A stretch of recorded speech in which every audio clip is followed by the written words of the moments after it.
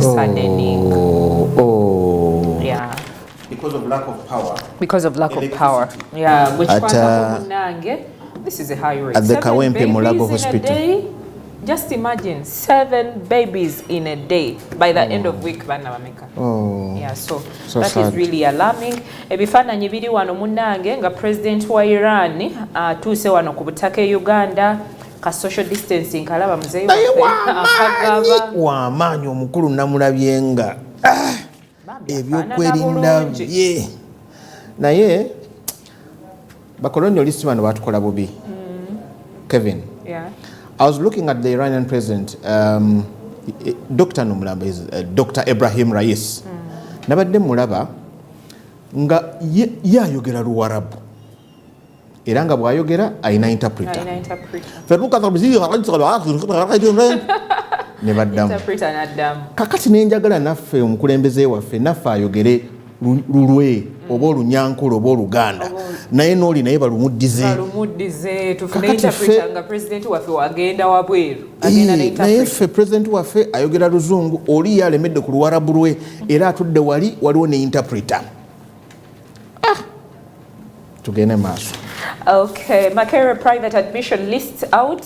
Agenda mu New Vision olabe munange where you've been admitted. Makerere to host regional science hub. We were set to mark 45 years in marriage, says Aponye's wife. Oh, yeah. When was that going to happen? This year. Naye entuuko bwezityo bwe zibeera Katonda bw'abanga akuyise. Raw erupts over 37 billion shillings deal to inspect imported vehicles. Raw. Tubikaayaniddemu neera. Tubya sente bino bannange oba tuli ku kiwa ne Uganda. Buli kimu sente. Yes tuzaagala naye ate zino sente z'abana Uganda. Bakolera abantu ebintu ebirala. Sente do. Yes, this is taxpayers' money and the way people are fighting for it, it is so alarming. And by the end of the day, we don't get the results. Yeah. Still Ugandans keep complaining. In community news in Ibanda, leaders set guidelines for vanilla farmers, and then in Soroti, so saddening, Soroti City, prison warder murdered. Very sad. Bisangemo, the New Vision. Osobola okufunira omwana wo business and tenders. There are over 150 here in the New Vision today, so osobola okuba nga temunayo gendayo. There are so many advertisements, and of course the private admission for Makerere University, the list is in here. You can get it. I'm rushing going somewhere. Mulupapula sikufuluma. I can tell where you're going. Page 37 of the New Vision is so catchy. You want the viewer to watch and to mark that page. Yes, mark that page 37 of the New Vision. Of the New Vision. Today, Thursday, the 13th of July, 2023, Hilary Bainemigisha, Dr. Love, says, DNA makes me miss adultery. Oh my word. Oh my word. Dr. Love, atulaga nti DNA is as a result of adultery. Yes. Okay, in most cases. And not most cases, it is that. When does adultery occur? Doesn't it occur when me and you are officially in a relationship? Yes. Officially. So if we are not, then it's not. But also wait. Abantu balina abaana ba myaka 10 bamabirizi bano basajja bakulu naye era olaba bidyeni ebitabuse. Kati ate wano mu Uganda emyezi 6 omuntu wobeera naye n'omugenzi aponye walabyeyo bwe bagamba nti tuba tetukyayagala na mpapula mbu you're legally married to that person simanyi official. No. But with Dr. Love, Hilary Bainemigisha, how does DNA now make him miss adultery, really? Anyway, like you've said, page 37. Page 37. Page 37, anyway. Is what you want people to go and read. And finally, I just want to look at my star today. This is Capricorn. You are keen to make yourself as helpful as possible today, and it could really pay dividends. If you noticed that one friend or acquaintance has been a little stand off lately, you might want to give them of your undivided attention. So if your acquaintance, your very utmost person closer to you, if you think he's being turned off in one or the other, there's something that you need to do about it. That's what your style is telling you. I need to give them undivided attention, I hear. That's what your style is telling you. Leo? Leo. Should you take a loved one for granted today? Their behavior will bring you up short. Okay. Okay. Somehow that thing connects. It connects somehow. Somehow it connects. Okay, so I'm seeing the dotted lines so being go connected. And work on it, please. Daily Monitor. What you are from here? Daily Monitor, it talks about Makerere University intake. They reveal regional inequality. Olulukala list eba efulumye eyo. Efulumye. Eraga nti engeri ebifo oba abaana gye baweeddwamu ebifo naddala ku gavumenti n'ebirala mulaga nga mulimu obutali bwenkanya, regional imbalance, regional inequality. Monitor ekyakuwadde naye naye ayina ekifaananyi bulungi ekya president wa Iran ng'ali wano e Uganda era nga mu kyo tujja kulaba mpola mpola nga bwe byabadde. Man fined 600,000 shillings for sin of sex on altar. Wow, bana Uganda tukitutte wala. Oli yakutta akaboozi n'akatwala wali ku olutaali. Mugita olutaali. Bana Uganda tetutudde. But meanwhile emboozi n'aginyumizaawo efune blessings bulungi nnyo wali eri. Naye kye bakoze bamutanzizza fine of 600,000 shillings. Okay, it can be a fine of 600,000 Ugandan shillings, but I feel like it's more than that. Yeah. You need to go and repent. For God, for cry out loud. Just go and pray. Pray. Naye ate ate bino yabikoledde wali wenyini wali ku olutaali. Wabaddayo wenyini awaddemu asatu. Somba Mode as Aponye is laid to rest. In the meantime, Aponye's driver has been charged with reckless driving. Yeah, bamukutte ali ku CPS Entungamo. Yeyisa abiriye. Omwana waffe w'ebusoga abaire dereva wa Aponye. Bamuguddeko emisango. Army guns used in wave of crime around Kampala. Emmundu z'abamagye mbu zezimu kuzirabikiddwako nga zikozesebwa mu bumenyi bw'amateeka obukudde jembe wano mu kibuga Kampala n'ebitundu ebyetoolodde. Katawo ne weebuuza be babukola baziwa bantu. One suspect was reportedly assigned duties which gave him access to the armory at Chikuba Mutwe Barracks, from where he allegedly and illegally withdrew weapons of fire.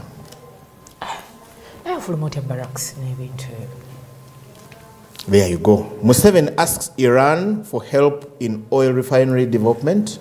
Mkulonga bwe yabadde wano omukulembeze yamukubya akaama tutulekerera ensonga zaffe ez'amafuta waliwo abaagala otucyankalanya neno olina bagamba nti yabadde nga basiraamu bali abamu meeting muzeeyi weemala eggogale era abasiraamu talking about abasiraamu Daily Monitor agamba nti government to establish special PDM program for Muslims. Wow. Omukulembeze wabadde wali mu lunaku lumu omukulu akolerawo ate wegendeeza omukulu ennaku zino takyalinda bintu kugiraagira bwe biti immediately akolerawo n'ekiwandiiko n'akifulumya ne mukiraba awandika n'okuwandiika temugamba nti yayogeddeko byogere awandika. So government to establish special PDM programs. It was one of the cries on Eid recently as we were celebrating Eid. Yes. The Muslim clerics talked about a special PDM program for the Muslims and here we are. Naye wali obadde okaaba ku ssente by'omuwi w'omusolo nti edibuddwa abakulu bagikwata bubi nga bakola emirimu egy'enjawulo. IGG has recovered 2.3 billion from corrupt officials. Daily Monitor what wagambye. That is good, but zikyaliyo nyingi baziggyeyo. Okay. Kubanga when you take a look like yesterday's paper nga bw'obalaabalamu ssente ziri mu bukumpanya n'ozigatagata stories zonna buwumbi na buwumbi. Over 8,000 government jobs vacant as unemployment bites. Emirimu kanaana egya gavumenti ebifo biri awo tebirimu bantu. Entebe nkalu, office nkalu. Why get to the Daily Monitor? Daily Monitor ajja kubuulira. Kuba Bannayuganda nga bakaabye ebbula ly'emirimu. N'ebisingawo. Daily Monitor China mawulire amalala mangi nnyo galimu ensonga ez'obubenje naye nja kugendako neeno Uganda hold Rwanda in Olympic qualifier. Asha Powers abadde wano nga abitubuulirako nga bwe twakoze nga tuzannya ttiimu ey'e Rwanda n'ebirala bingi nnyo. Daily Monitor kansoke muze ku bbali ate mbaweeko Bukedde wa leero akulembeza omuntu okugamba nti aponye bamuziise n'amaanyi. Aponye omugagga aponye azikiddwa mu maanyi ddala era waliwo n'omugagga Kasajja DNA emuggyeko omwana omulala. Luli bamuggyako n'ebirala byongedde okufuluma nga n'omwana oyo mulala naye nze nabagambye mutulageeko the other side of it. Ndowooza yabadde minisita ye General Thacheng eyagambye nti baneemukakane ku buli bantu 10 abakeberwa mbini bya DNA paternity test. Only 3 be bazuulwanga abaana si baayo. That is it. Yes, I know. Ekintu kino mukikubye mu ngeri eraga nti ndowooza kumpi buli omu omwana si wuwe. Yeah, that is what is happening. Okay. General wa Putin owa Putin gwe baakubye amasasi munda asatiza Russia. Akasatiro gye kali Putin alabika baganyemu ku mpalaawo ebintu bimutiisizaamu. Kati waliwo wano akanyomero kano page number 3 kabeera ka Douglas bakinyumya. Bamuteereddewo abantu be. Mwana muwala wuno Douglas kasiko kyogerako Douglas ng'akomawo mwana muwala wuno agamba nti waliwo omuntu we gwe yawola ssente nga bya laavu yakkakkana ate mu caayi. Sorry. Yeah. Omulamuzi avudde mu musango gw'amabirizi ne Pastor Male. Okay. Follow that story very, very keenly.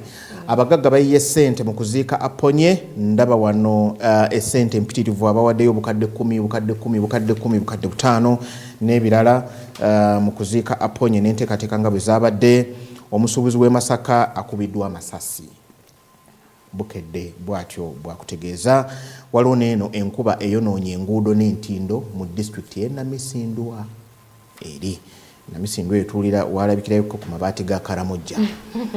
Minisita Kasola akunze ab'Etteso okutereka ssente obulungi ddala ssente zino eza gavumenti zeewola abantu mu kwekulakulanya n'ebirala. Naye waliwo n'amawulire ag'ebyemizannyo Bukedde gatuwadde agamba nti bikalubye Star wa Cranes ayagala bamutwale ne bebi we mu mpaka za World Cup.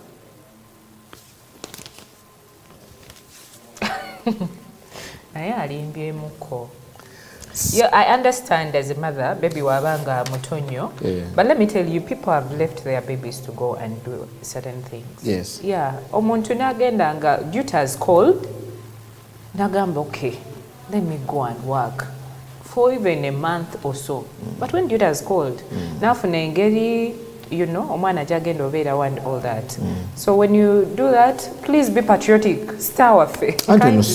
Be patriotic. Ono Star agamba bwe muba munjagala nnyo nga mumanyi byengenda okukola bigenda kugasanya eggwanga sina kindi n'okuleeta Uganda ekikopo kya World Cup ekya netball. Baby wange ngenda naye. Nedda. Oyo baby asobola obeerawo. Nani? Yeah, no, the fact that she's a star, I believe, until that is a concern that the coaches, the managers, the who's will look into on how umwana oyo asobola surviving ate naye si kugenda naye. Kati then first wait, lwaba agenda naye, it means that ino genda n'omuntu agenda omuyambako as well. Because bw'atuuka eyo ate anaamuteekaawo n'amusuula wansi. Anti bye byabasabye. Kati tolaba. Gavumenti emyambye eddala bw'aba wagenda naye n'ebirala mwe mumanyi bw'atagenda naye tetujja funa kikopo. Yakibalaze. Arsenal ettunka ne ttiimu ya Germany olunaku olwaleero ndowooza ttiimu bagiyita Nuremberg olunaku olwaleero emipiira egy'okwegezaamu gigenda kutandika nga tweteekateekera ate okutandika Premier League essaawa yonna. Waliwo wano Fred Katerega awandiise ku muko nga alina ekirowoozo agamba nti Lord Mayor va mu Kamooli genda olambula Namboole. sorry nakivubo lekera okwogerera mu kamooli eri ng'ogamba ate hamu ono Fred Katerega agambye nti Lord Mayor ave mu kamooli gyali genda olambule nakivubo olabe ebiriyo n'ebirala bingi nnyo nja kwerekereza bukedde Daily Monitor ate ne New Vision genda ogagule empapula zino ozisome bulungi ddala ffe tukusuniddeko katono waliyo akantu akali mu New Vision first daughter meets God kali wano mu nsonda wano genda ogule New Vision kikinga osirisi. A very good morning once again. Program gangamuka obusoga bulayire nze ne Kevin enchayalero essaawa zisemberedde okwera emu n'eddakiika 20 ez'okumakya agaleero tubatuusaako ensonga ez'enjawulo nga bwe zitambula essaawa eno njagala tugendeko mu nteekateeka nga bwe yimiridde olunaku olwaleero meeting zigenda mu maaso za njawulo ku nsonga ez'obubenje. Alright?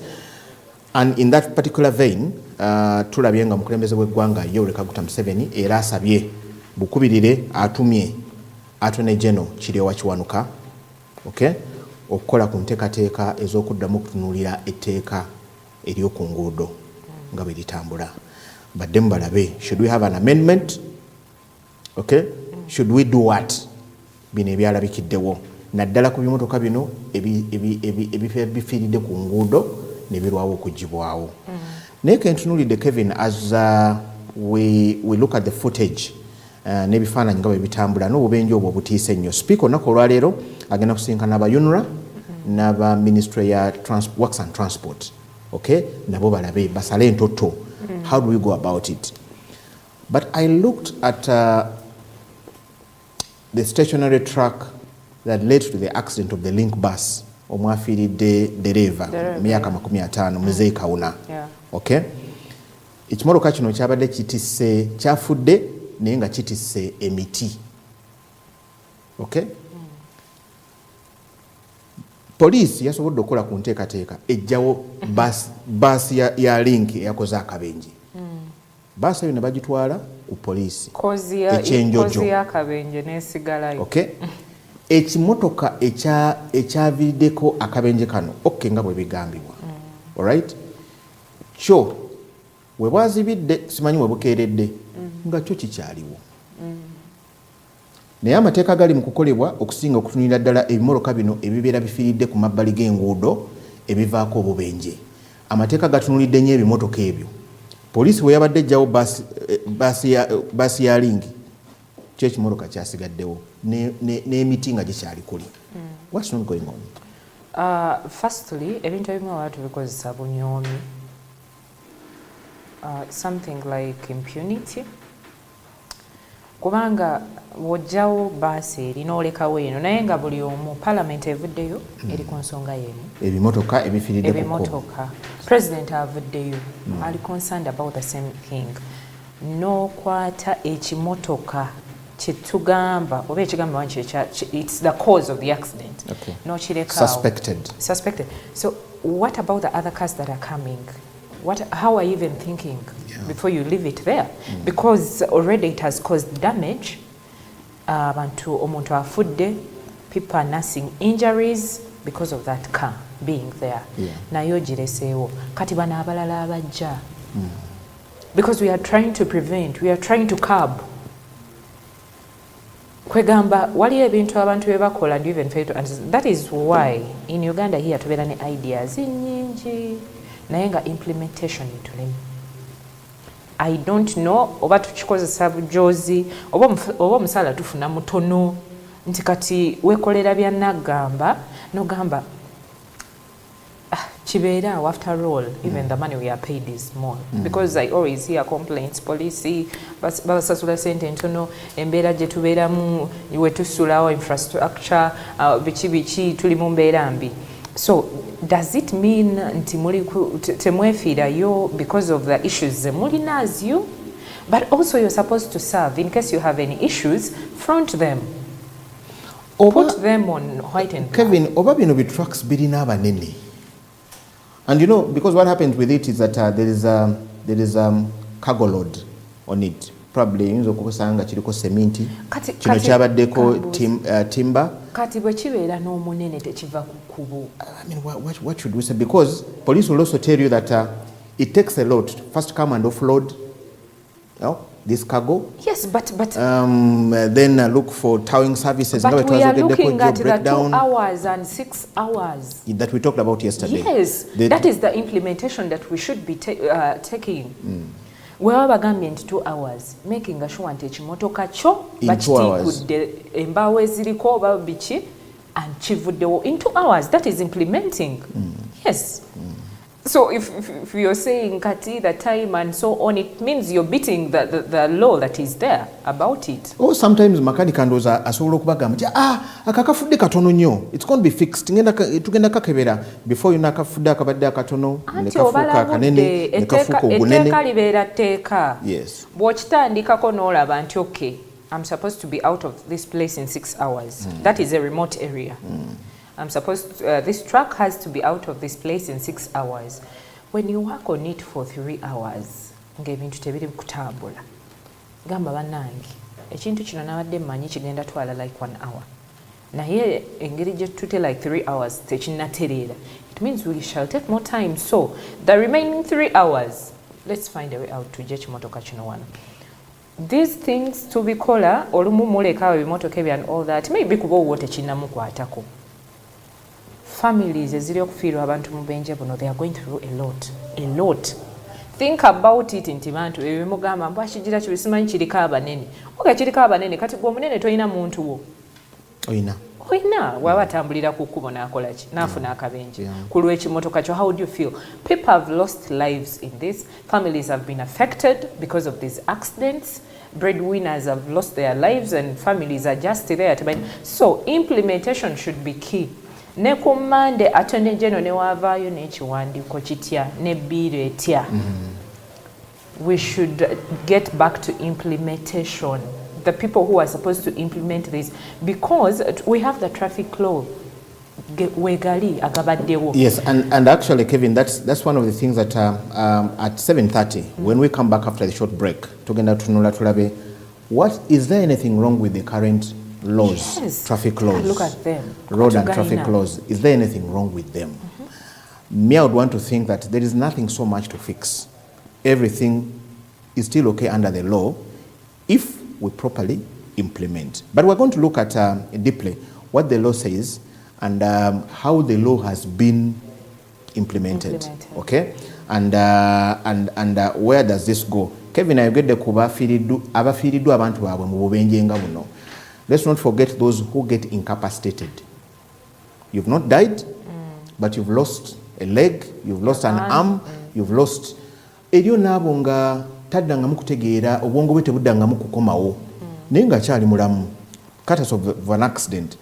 Family nesigala ng'eri awo ekutunuulira ekyakujjanjaba.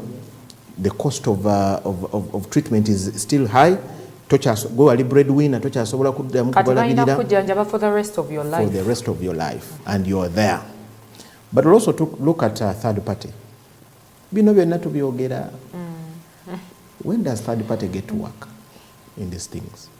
Good morning. Let's come back after a very short break, and we'll dig deep into this topic.